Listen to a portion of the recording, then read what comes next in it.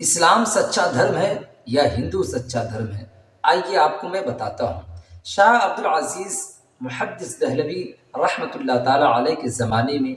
ایک ہندو پنڈت نے یہ چیلنج کیا کہ ہندو دھرم یہ سچا دھرم ہے، اور اس نے ثبوت بھی پیش کیا۔ اس نے کہا کہ ہماری فلاں مندر جو کئی برسوں سے بنی ہوئی ہے، لیکن اس کے در و دیوار، اس کے دروازے کھڑکی سب پہلے ہی کے جیسے ابھی ہے، کوئی ٹوٹا نہیں ہے۔ اور مسجدوں کا معاملہ دیکھیں، سال دو سال کے بعد رنگ اتر جاتے ہیں، سال دو سال کے بعد دروازے کھڑکی ٹوٹنے لگتے ہیں۔ اس سے پتہ چلتا ہے کہ اسلام مٹنے والا ہے۔ جب ہندو پنڈت نے اس بات کا چیلنج کیا تو جتنے بھی وہاں مسلم کھڑے تھے اس پروپیگنڈے کا جواب کوئی نہ دے سکا، اور تھوڑی دیر کے بعد صفوں کو چیرتے ہوئے حضرت شاہ عبد العزیز محدث دہلوی آگے بڑھتے ہیں اور کہتے ہیں کہ اس سوال کا جواب میں تمہیں دوں گا کہ کون سچا دھرم ہے، کون جھوٹا دھرم ہے۔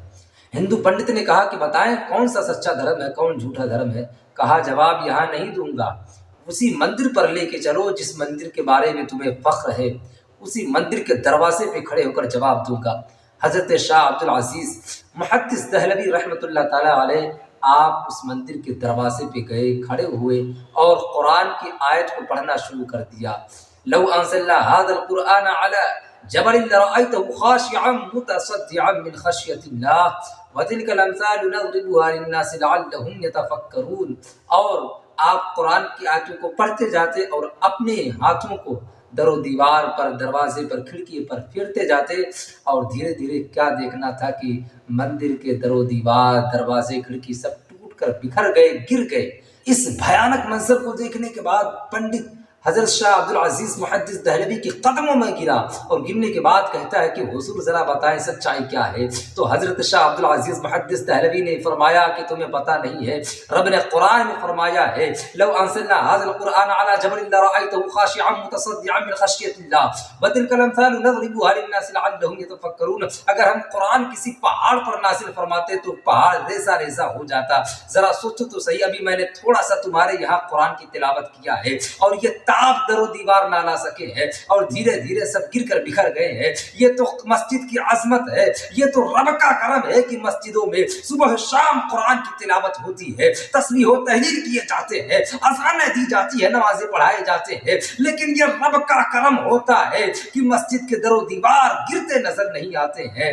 ہے قول محمد قول خدا، فرمان نہ بدلا جائے گا، بدلے گا زمانہ لاکھ مگر قرآن نہ بدلا جائے گا۔ میرے دوستو، اسی طریقے سے بے شمار لوگوں نے اسلام کو چیلنج کیا اور بعد میں ان کو عہدے منہ گرنا پڑا، کیونکہ جو جھوٹا ہوتا ہے چاہے مرضی اسے جتنا سونے کے پانی سے آپ رنگ لگا دو،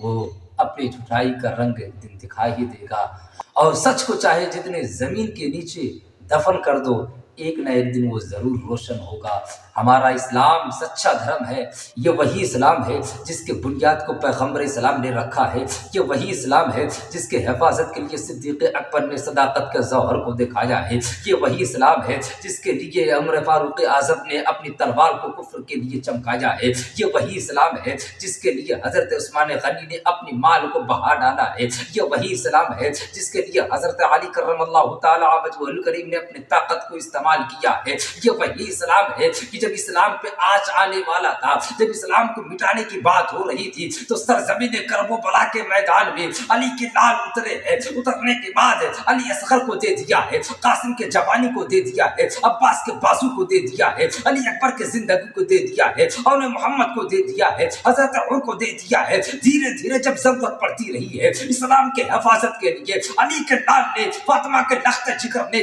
نبی کے نواسے نے علی اصغر کو دیا ہے۔ جب بات نہیں بنی ہے تو قاسم کو دے دیا ہے، جب بات نہیں بنی ہے تو حضرت عباس کے بازو کو دے دیا ہے، اور بات نہیں بنی ہے تو حضرت علی اکبر کو حوالے کیا ہے، جب اور بات نہیں بنی ہے تو چھوٹے چھوٹے ننھے منھے حضرت عون و محمد کو حوالے کر دیا ہے۔ جب یہاں تک بات نہیں بنی ہے اسلام کے حفاظت کے لیے، جب بات بنانی تھی تو علی کے لال نے کرب و بلا کے میدان میں اپنے آپ کو بھی اسلام کے حوالے کر کے اور اسلام کے حفاظت کے لیے یہ پیغام پیغام دے دیا کہ دوستو یاد رکھنا، جب ضرورت پڑی اسلام کو تو دولت دینا، جب ضرورت پڑی اسلام کو تو مشورہ دینا، جب ضرورت پڑی اسلام کو تو اپنا وقت دینا، لیکن جب یہ اسلام آپ کی گردن کو مانگے تو پیچھے مت ہٹنا، اسلام کے حفاظت کے لیے اپنی گردن کو بھی کٹوا دینا اور اسلام کو بچاتے ہوئے نظر آنا۔